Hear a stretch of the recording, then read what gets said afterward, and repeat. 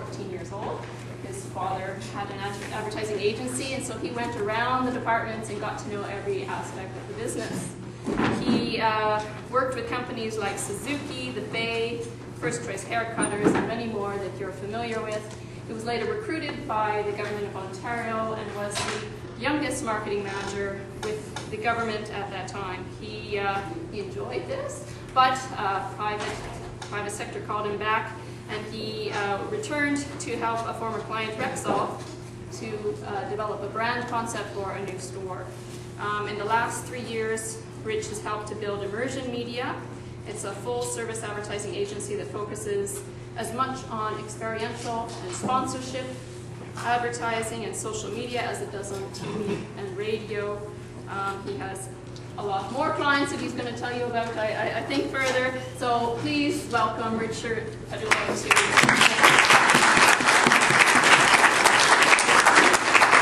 Thank you very much. This is great. I understand that the next people coming to speak to you are bringing baked goods. I was not aware of this, that you can bribe other people who like you at Mohawk College. I did bring some designer drugs, though, just by chance. No, I'm just kidding. That's a horrible thing to say. But if some of the lucky people are going to receive it, they'll be there. That's fantastic. I am Immersion Media with about 12 other employees. We started in a friend's basement, as most success stories do, and hopefully we still go down that path of success. We've grown to about 14 people here based in Toronto, and we outsource the bulk of our digital work to a 50-person data farm in, can't tell you where, no, in Argentina. So today I'm going to be talking about classic tactics in modern mediums. Classic tactics is something that I got the great opportunity to learn from my father's agency, Padulo Advertising, which has been in business for about 25 years. But my entire family's been in the advertising business for about 50. I'm going to go through what I mean by classic tactics and modern mediums. But guys, ask questions. This isn't a lot of theory today. I'm going to show you specific examples on how we've taken something like a TV commercial and amplified it across all the modern mediums that you're all very familiar with today. So this is just a few of our clients that we're working with on a retainer basis. That means we are on the hook whenever they have something to do. They call us first, thankfully. So for example, for President's Choice Financial, we do all their sponsorship and sponsorship activations. Sponsorship negotiations is a lot more complicated than it used to be. It isn't a matter of putting your name on a stadium or dropping your logo in the field. There's something we call activation, which is experiential advertising. So we get to actually be in the stadium and hopefully develop programs that work into the narrative of the fan's life and their enjoyment. So we don't want to interrupt your day, but we'd like to latch on to the joy and the fun and give you a branded experience that makes you happy.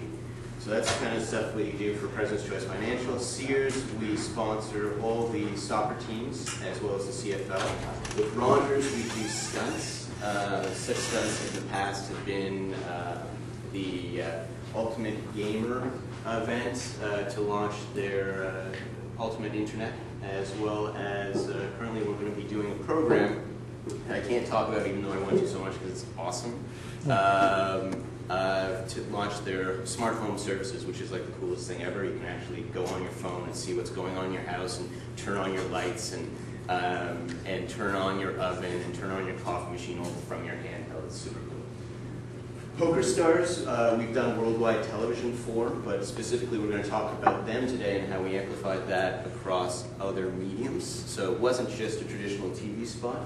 Bet365. We actually went with Bet365 at Ticats games. Has anybody gone to a Ticats game recently? You seen Bet365 there? That's what our group does. G-Machine, we handle all their advertising as well as their in-store signage. At Royal LePage, we create web content for them to, again, amplify their presence online. So classic tactics, what do I mean? So radio spots, the direct mail that you get, newspaper, magazine, television ads, your name on a stadium. That's kind of classic advertising. People have bolted things onto classic advertising, such as URL 10 years ago. Now you'll see Facebook pages, you'll see on direct mail, QR codes. This is subtle examples of amplification, but very few companies realize the benefit of truly amplifying their message. And that comes from really breaking it down. Okay, you want to make a TV commercial, you want to do a direct mail piece, you want to create a print ad. That's great, but think about all the different ways you can make that more exciting and, more importantly, more engaging for people. Modern mediums, what do we mean? So here's the traditional again. You can make modern medium, modern tactic, or classic, oh sorry, the classic traditional, you can make those modern. And we're going to go through exactly how we've been doing that for the last year on certain projects. Also, of course, there's the Facebook, the Google AdWords, the Yahoo, the Twitter. There's tons of different ways. All the mobile apps that we work on, HTML, QR codes, near-field communications is something that we have to work on right now with clients like President's Choice Financial, because it's pretty much going the way people pay in the future. And President's Choice Financial MasterCard will be running through handhelds, so we want to kind of get the user today and get involved into the narrative of their life, their shopping day, and work it out so that somebody uses the President's Choice app. There's a lot of different arguments out there with regards to apps, whether they be designed for hardware specific or that they be on the web. But what I mean by hardware specific is, do you design an app for an iPad or an iPhone, or you make it open source and it's something that appears online? So I'm leaning more towards the online. If you have, but if you have the budget, you can do it for our proprietary to device as well. One of the rules that everybody has to consider when they launch an app is 1/3 of your budget should be going to design of the app, and 2/3 of your budget should be going to the actual promotion of the app. If nobody hears about the app, no one's going to use the app. It's kind of like the tree falling in the forest. So this is a quick graph that we show clients just to kind of remind them of what's going on. So the number one reason for people to trust things is recommendations from consumers. That gets help by amplification. You get people hearing about your product and talking about your product in the form that they can, such as Facebook, such as opening up, if you have the guts to do it and you've got a great product, people can post comments on your actual site about a product. Newspapers come second. They're still a very trusted medium. Consumers' opinions posted online, as I mentioned before, brand websites, people gather information, so people are going. People are becoming more hunters when they go online. They go online to search out data. That's even more the case with handhelds. People don't search. They actually go online on their handhelds and are looking. The penetration of smartphones in markets like Hamilton and Toronto is quite high. They expect smartphones with full internet capabilities to be over 60% in the next couple of years. So a lot of advertisers are playing catch up in this realm. So when your speaker comes in to talk about mobile apps, that's going to be one that should be very much of interest to you guys. Now, even though we go down here, text ads on mobile phones, way at the bottom, you say, oh, why would I waste money with text ads on mobile phones? We use text ads for Gene Machine. Now, you may say, people only trust it 18%. The only issue is there to counter that, to argue for text messages, that 93% of people actually see your message. Whereas with email, you get about a 6% open rate. With direct mail, you get a 2% open rate. With newspaper ads, you're taking a risk that somebody will just pass by your section. So when you're looking at percentages like this on the text ads, you still have to take it with a grain of salt because they penetrate. So about 3 years ago when we started Immersion Media and we started focusing on our web content, we asked the question, is text dead? And this created a need for me and my team to consider just pushing web content in the form of videos. So I'm sure you guys are seeing a lot more videos. YouTube is the second most searched engine after Google. Have you ever had an issue with your computer and you want to know what it was? You just go on YouTube and type out like what the issue is, and YouTube can show you what it is. You don't have to call conference lines. Somebody's actually created a video and posted it online. Usually that's just somebody out there. What we're trying to do is get our companies to post that content, so it's got a higher transfer of image. People appreciate the education that we're giving them, especially with more engaged and complicated products. So I'm going to show you a couple of videos that explain two of the categories that we work in, which is experiential and sponsorship, and then modern traditional. And then I'm going to ask some questions afterwards of the group, because this was a test, and I'll let you, it was a test in the market.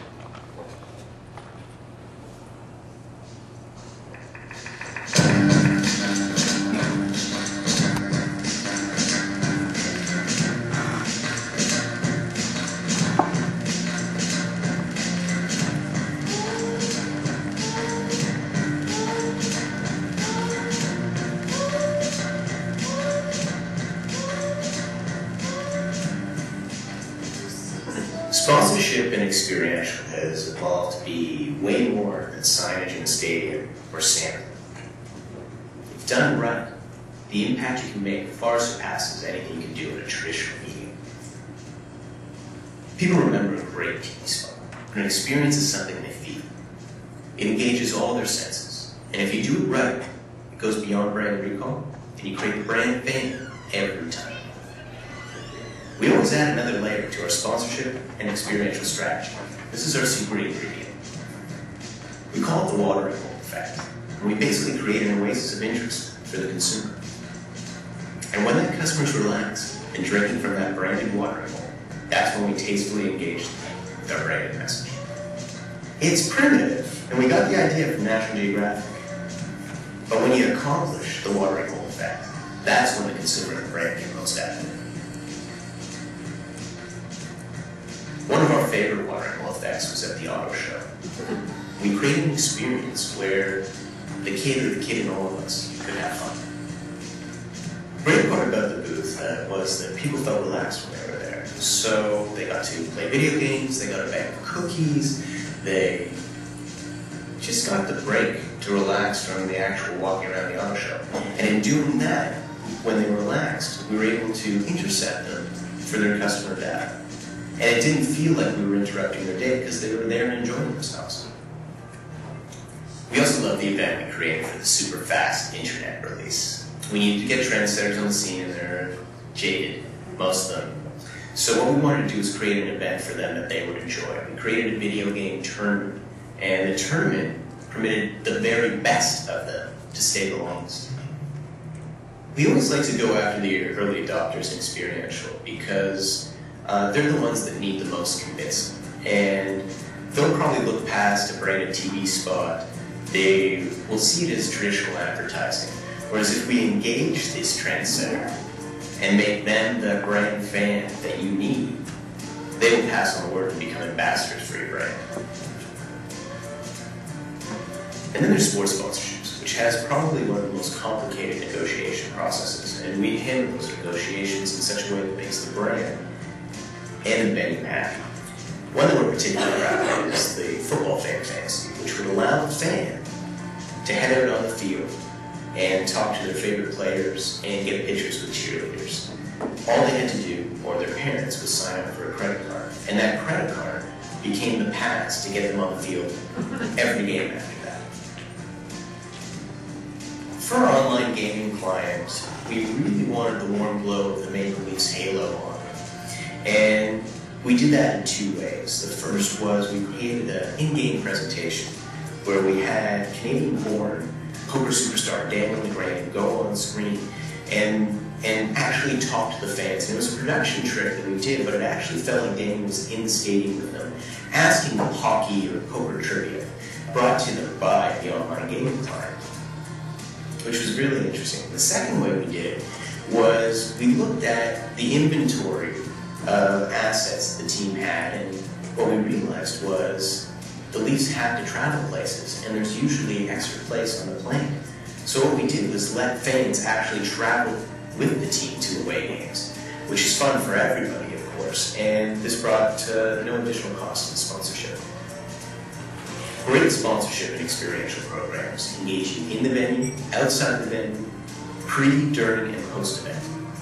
The client needs to mold their message to the event's narrative and the customer's desired experience. It's a mix of science and magic, and at the end of the day, you have to be confident that your experiential team can create one hell of a party.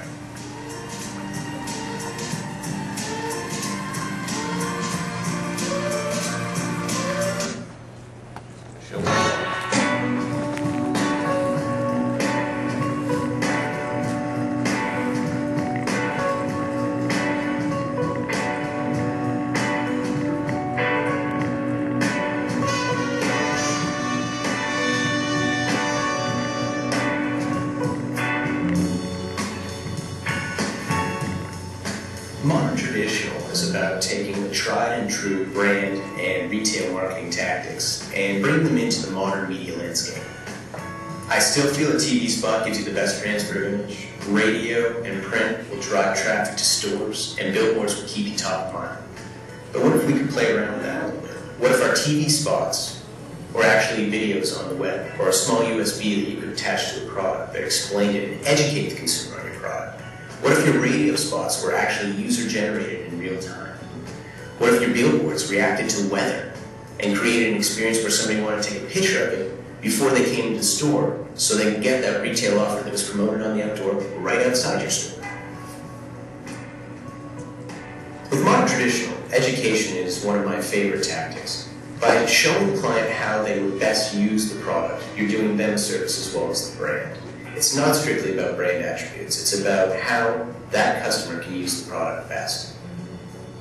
And that educational content should be appearing on mobile, and not just in an email form. I'm talking about an application or something that allows people to access it at any time while they're on the road. Next up is testimonials, but I mean modern testimonials. I want customers appearing on radio, print, web in real time talking about a product. One of the main reasons testimonials are so good, especially using more modern mediums, is that people are incredibly jaded and they trust another customer more than they would trust any advertiser. Education and testimonials is by no means new, but they do need a modern reimagining to work in today's media mix.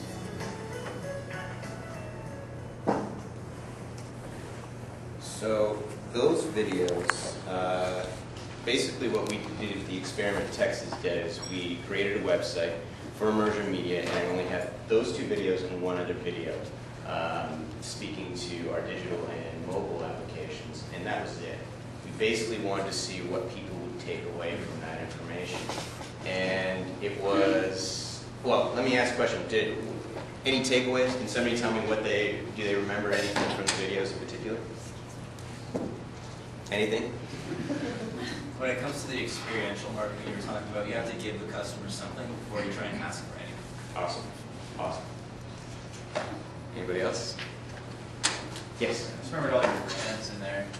That's it. Okay, awesome. That's what you wanted, right? To be honest, yes, that's what we wanted, but we actually found at the end of the day, well, all the content was great, well, this was the ideal delivery of our message, this was our elevator pitch, it was way too long. We discovered that people weren't pulling out the information that we wanted, so we actually are in the process now of scrapping the site and doing something that is still images, much more broken down, so whereas we had 3 different service offerings before, we're breaking it down to 9 to appeal to basically anyone who was coming to our site could go down and within 30 seconds they could get a video or a series of stills, or text is not dead, by the way, a little bit of text on some of our offers. So to the discussion you were having before, failure, you learn from failure. Yes, you very much learn from failure, and we found those videos to be unfortunately a failure.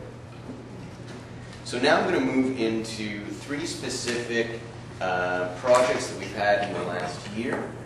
This one only launched maybe a month ago, and we're going to talk about how we took a client ask and brought it into amplification. So here's actually a tactic come to life in 3 different ways. So Virgin Gaming. For Virgin Gaming, we were asked to create a TV spot that could work for Madden 2012, FIFA 2012, NHL 2012, and generically for Virgin Gaming itself. We developed that for them. We developed it for a traditional 30-second spot, as well as what we call direct response spot, which would be something that it's one of those, I'm sure you've all seen like the schlocky direct response kind of spots where it's call now, 1-800. This is kind of a reimagined, a little bit lighter, a little cleaner. But it serves the same purpose. And then after you watch the spot, I'll show you what we did to amplify it.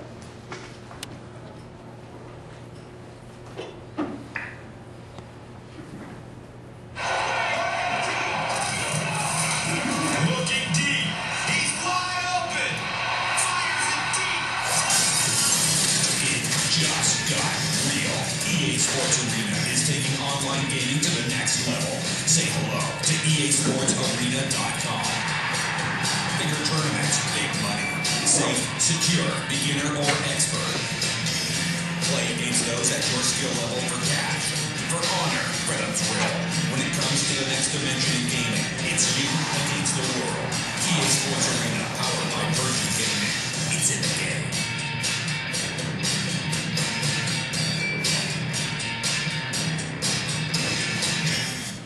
So like I said, the client came to us and said, we just want you to do some creative that we can post on TV. And we're like, that's fantastic, but with your audience, there's a ton of other places that we can be with this. So you think of things like, every time that you guys, if you get into marketing or designing anything, from a basic TV ad to a print ad to a piece of direct mail, think about a series of things. Think about like cutting down casting, production splits. Okay, you want to design from TV, but how can it work on the web? Social, stills, mobile. What kind of drop zones can we think about? Where can we pepper this online? And then closing the loop. So you have the concept generation, but then you have the completion of concept. How can you bring that to life for the people out there? How can they be a part of it? So for this, we had, at the top we had basically the TV spot. We thought about how we can make this bigger. So what we did was we went to our partner EA, and we actually had the game dropped into the title screen of the actual game itself. So of the 1.9 million estimated sales of EA Madden 2012, right on the title screen will be, watch this.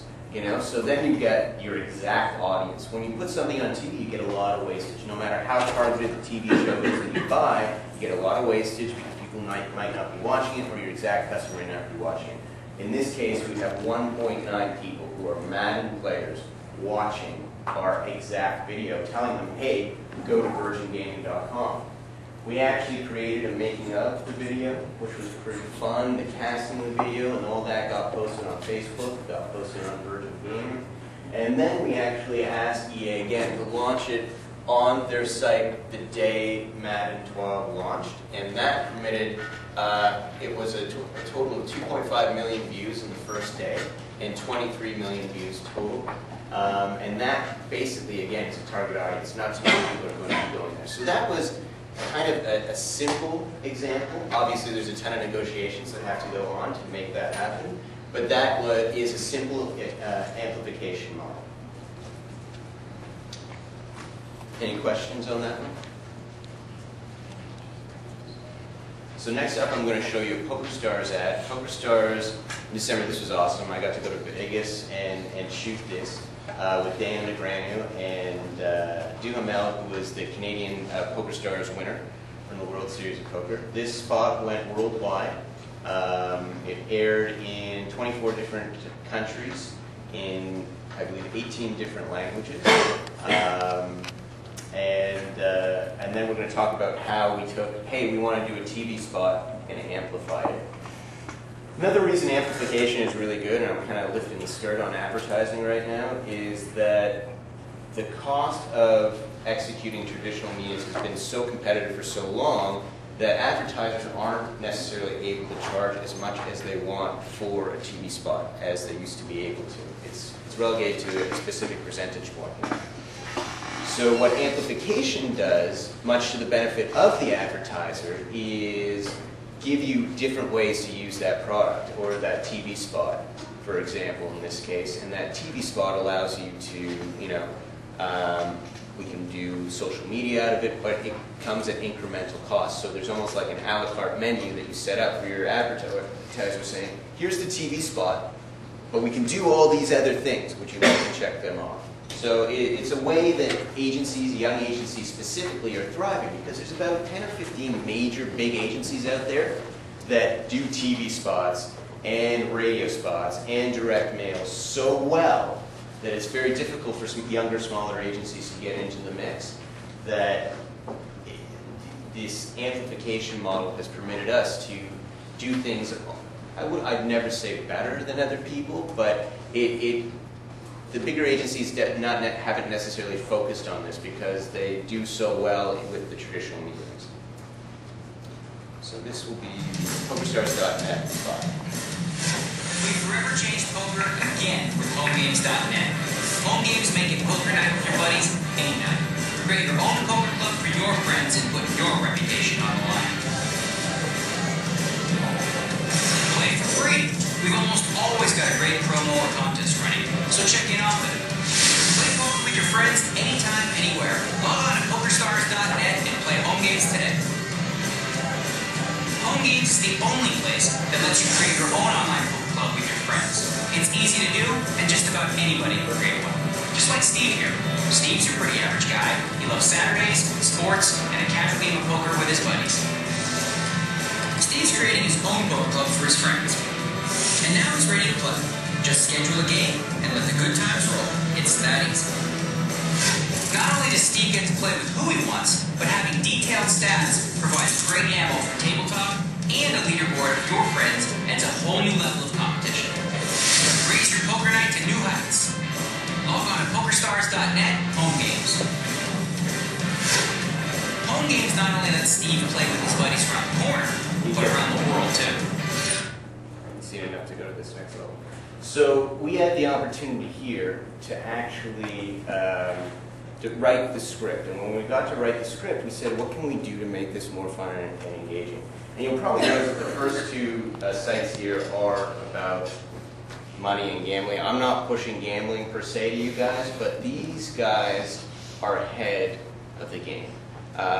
Much like the next person who will be in retail. These guys target 18 to 34-year-old men, the first two that I showed you, and the next one, which will be from Gene Machine, targets 14 to 28-year-old women. That's why they are ahead of the game, more so than other brands, but other brands should be here as well. So you'll go up to the top and you'll see that we have individuals in the actual commercial.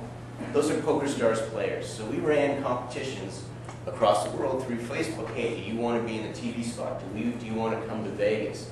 And that created a huge draw. People got excited. They said, oh yeah, that sounds awesome.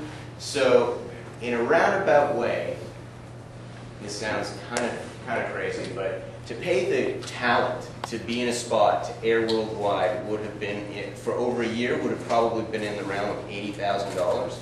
We got 12 people to be in the spot for the price of a trip to Vegas, and they wanted to be in the spot, and they were fans, and they were players of PokerStars, and they became brand advocates, and they had a ton of fun with that. And we basically ran that entire promotion on Facebook.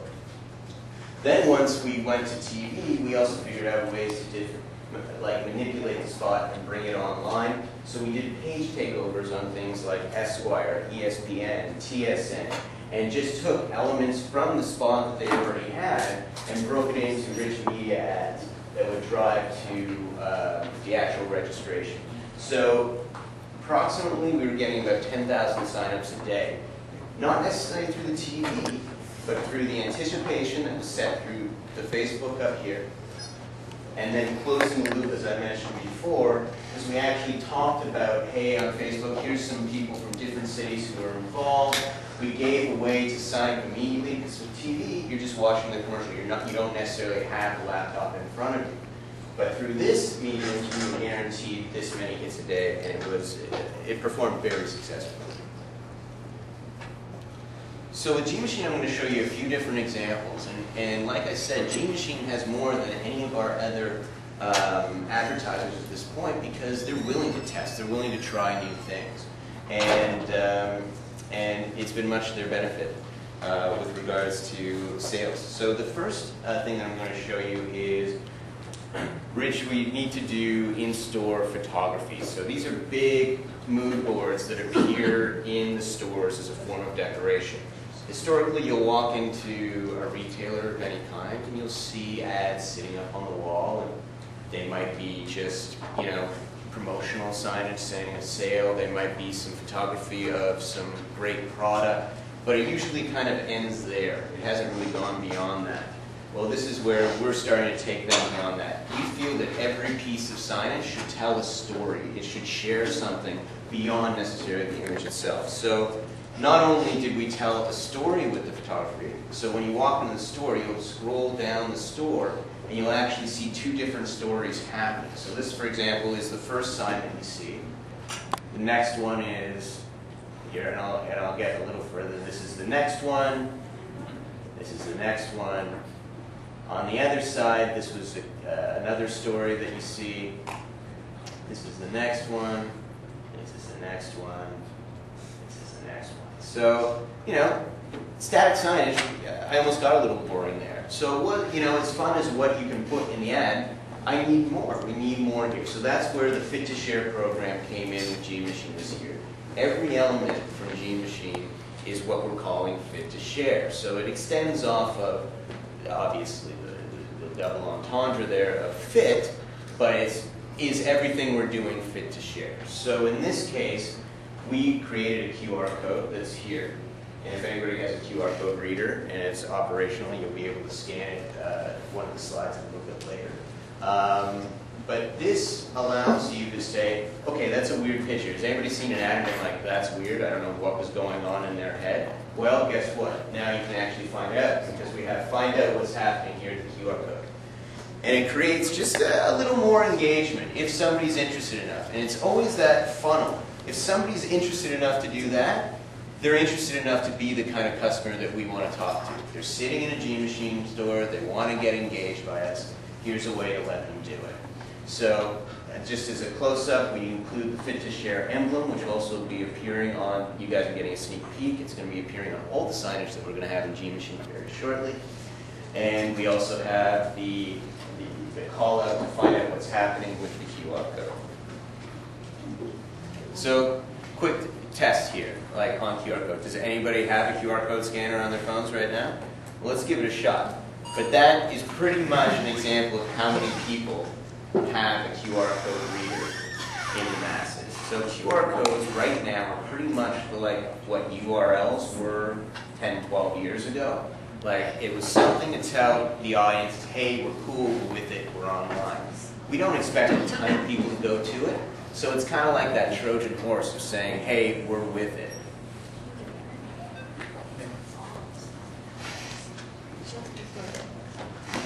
This would be what you see.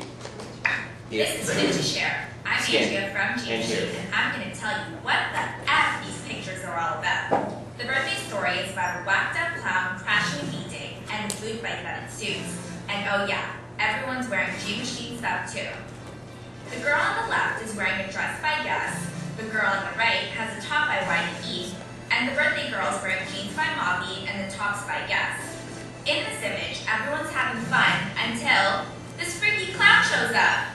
The photographer hates clowns and made this one extra creepy, but I still like what he's wearing. The jeans are from Buffalo and the tee is by Guess. The model had to do that jump like 20 times to get this shot right. Halfway through the shoot, we decided to do a food fight, and this is what happened. Why did we do this? Because we wanted to tell a story that would be fit to share if you were snapping pics on your phone. Thanks to all the labels that gave us their clothes to be in the shoot and the food fight. If you want more, visit shop.kmachine.com to see and buy the labels you love. So that's also available on their YouTube page, their blog page, their Facebook page, etc. all launched at the same time. So we got probably about 6,000, 7,000 views. When you think that there's only 32 stores in Ontario for G Machine, that's kind of an example of amplification at a smaller retail level. Now, everything in that video is done specifically. The girl's voice represents a certain demo. The quality of the production on the video was supposed to be low, like we're just pumping it out, it's just our in-store. We didn't want to make it seem like, hey, this is a high quality, expensive production. We just wanted to kind of get it out there and allow us to do it many times. So when you keep the production at that low, a place like Gene Machine can pump out 30, 40 videos in a year. Which is what's more important? A lot of web content. This is kind of when you're doing that balancing act. Is it a few really good, high-quality videos that have crazy lighting, great sound, mixed music, or is it 40 or 50 videos that really provide information on a product? And for a store like Gene Machine, we've decided on 40 or 50 videos because our audience is so content-heavy and they enjoy seeing items like this. So another program that we did was the Gene Machine Fashion Reporter program, where we made customers stars. So we actually made customers brand advocates, and we talked about this in the Modern Traditional video, and I'll just go through it real quick. So this woman, Amanda, is an actual customer at Gene Machine. She won a contest to do this for us. Hi, I'm fashion blogger Amanda Padulo, and we are here at Gene Machine, Yorkdale. In this Big Bites episode, we're looking at a few great outfits for her from the labels we love. Gene Machine doesn't just do jeans. Their dress selection has must-haves for most of us. This maxi dress is perfect alone or with a jean jacket to make it more every day, or dress it with accessories and heels. The flattering waistline adjustable straps make this a closet must-have. This summer dress gives us the perfect fit with that effortless classic style feel. This dress is hot right now because of the vintage feel and sweet floral print. The heart-shaped chest and tailored bodice creates a beautiful feminine silhouette. It can be worn with flip-flops, boots, wedges, and it's great for all body types.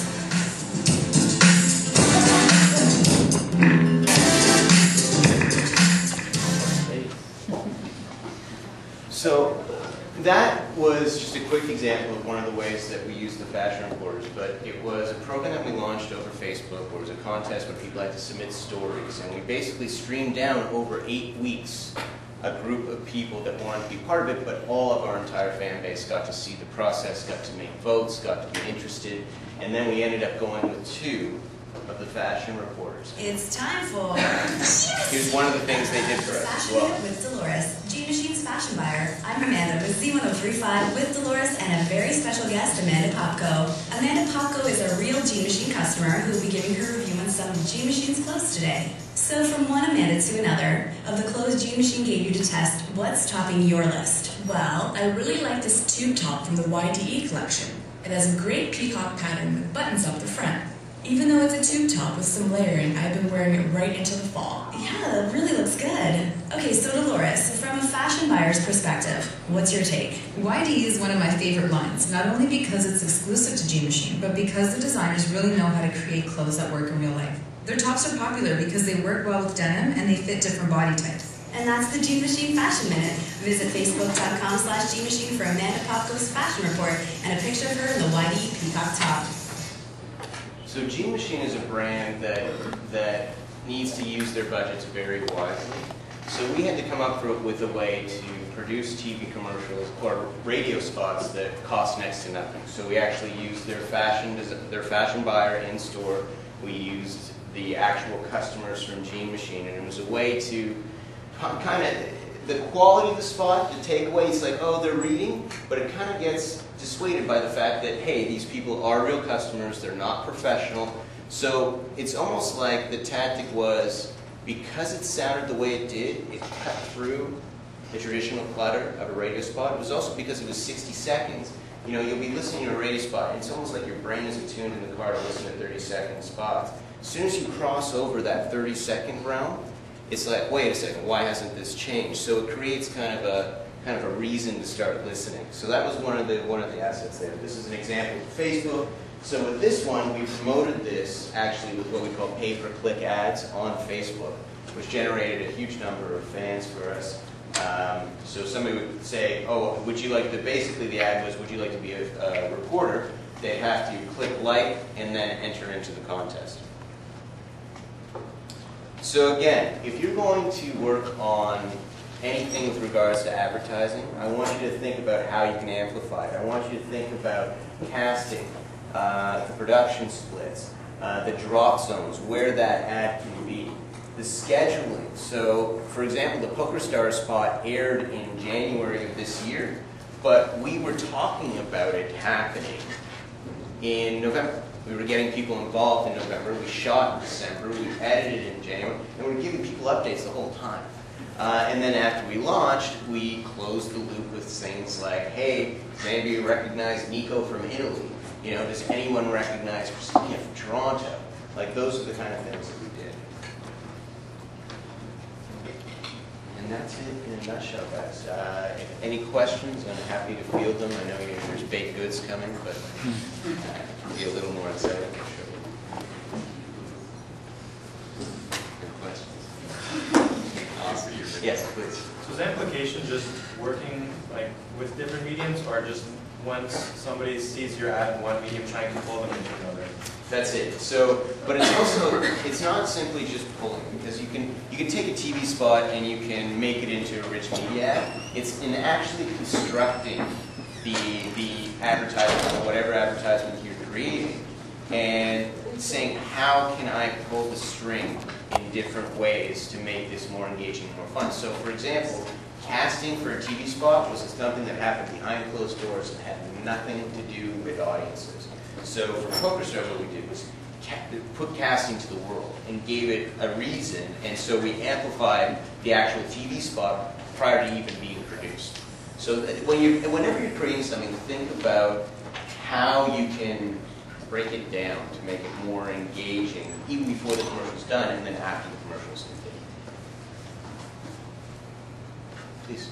So you started when you were 14, yeah. Your father had an advertising. Sure, right? Sure. Did you start doing your own advertising, like away from your father, and then you kind of integrated with him? Because as of now, did you come to you, or do you still have to search for your business? It's a great question. I still have to search for business. Every advertisement we're doing leads to the next one. So for example, with Poker Stars, we had an influx in interest with Bet365 because we were able to handle somebody who was in that category. With Gene Machine, we have other retailers come up to us and say, how did you get this many fans? How do you maintain an open rate with emails? And we'll give just enough information at that starting stage to get them excited and enticed to work with us. So, yeah, great question. No, we have to go out and hunt but we still have to go out and hunt most of our advertisers. But we'll have certain advertisers come to us because we've worked in a category and people think, hey, that's cool. Yeah. They probably like that anyway. People look like you want it still. Yeah, definitely. Please. How do you measure the success of an ad that you do or a campaign? It's fantastic. In traditional TV, success models have gone way beyond actual brand awareness. So before a TV spot goes to air, you'll test awareness for a specific client or an advertiser in the old days, and then afterwards, after the 16-week run, you'll go out to the market again and say, hey, who knows about us, who can remember that product? That's old school. Now it's like completely more complicated. So for example, if you have a URL in a TV spot, you'll basically look at every time that ad ran. You'll see all the metrics of when that ad ran on CTV, global, etc. You'll pull down that list, and then you merge it with the actual people who have visited your site. So within a certain time frame, you can actually tell how many people were driven to the website for that to respond to that ad. And that's coming out of so many people sitting with a laptop or a smartphone on their lap as they're watching TV. I mean, who does that right now? Who sits with a laptop in front of the television? Yeah, that's it. Eh? It's usually a lot higher in the room. Yeah, so that's one model. And then anything online is immediately you can immediately track the response rates. And then with Facebook, there's actual models to test how many people are interested, how many impressions you got, how many people liked it, how many people spoke positively of it. There's tons of software. There's more and more software every day being created. Not just to know people actually saw it, but how people reacted to it in a positive or negative sense. Please. Did you find with your customers that they needed to be pushed a little? Yes. For you to put, for you to put the actual customers in the advertisements?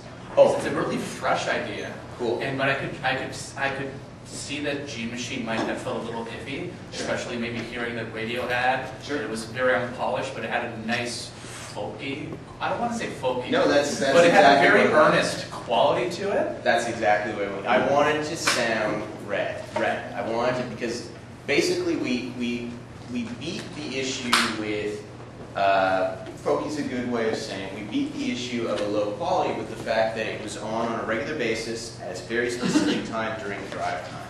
So people got to know the character based on ritual. They found out that Dolores was in fact the fashion buyer. You know, so it's just like, okay, she's not a reporter, she's not a TV talent. And then we were actually getting fan mail for Dolores at Gene. Not a ton, but people were emailing in and saying, thank you for telling me about the trouser cut and wearing it with a particular type of wedge. Like, people were emailing in. So if one person emails in, the rule is probably 100 people thought it. So for every piece of mail that we got, which was probably about 20, then we're doing pretty good with actual people that were thinking about it. This Gene Machine, again, is not a massive chain, so we have to use their budget very tightly. Would you suggest that when you're amplifying that you always try and use customers? It's, again, very cool question. It's a tactic that has been very successful for us, especially in the social media realm. There's a whole lot of litigation and issues that go along with it that you have to be very clear of at the onset, so you can't just get somebody to be in a spot. But if you're familiar with those, it's worked very well. It's been very successful for us,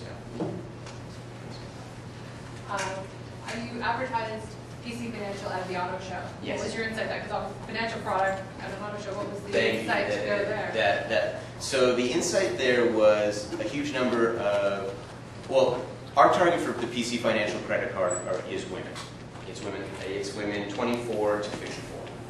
And we thought to ourselves, if a woman's going to the auto show, odds are it's a family event. So the actual booth in creating the water bowl, what we did was, if it's a family event, they'll have children. What we did was dangle a massive cookie from the ceiling above, like bait, and it just dangled there. And we set it up in a certain way that if you touched it once with a pole, like every hour, it would just spin. So on the other side of the cookie, it actually said Game Zone on it. So we were going to hit the kids with sugar and video games. So basically, we had kids being like dragging their parents into this booth.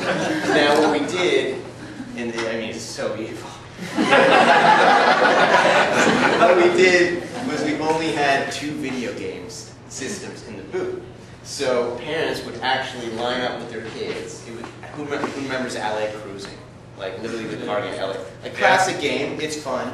It's super fun, but it's an old school game. So we set up 2 video games, wrapped them with President's Choice Financial, and people would come in and just sit at these games, or wait to sit at these games. And while they were waiting, we'd engage them and talk to them about President's Choice Financial insurance.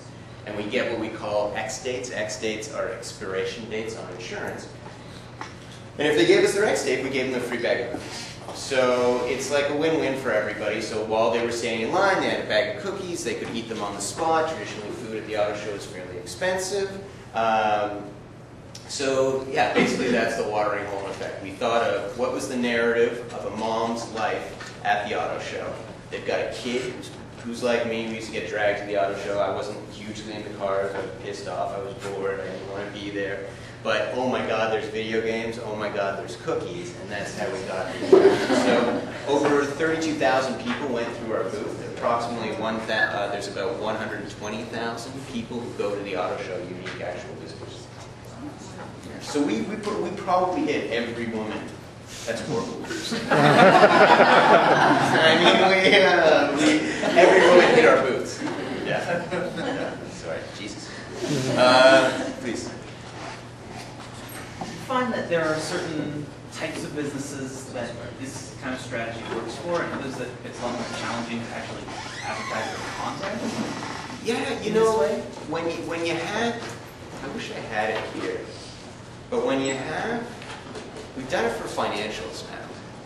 And as soon as you do it for financials, and that's insurance, that's banking, basically what we're doing is testimonials. And testimonials, as we can see how highly regarded they are by advertisers, anyone can benefit from a testimonial. So while I think there are, if your product maybe sucks, you might have a problem doing testimonials. But if you've got a reasonable product and a reasonable client base, customer base, testimonials will always be a positive engine for you.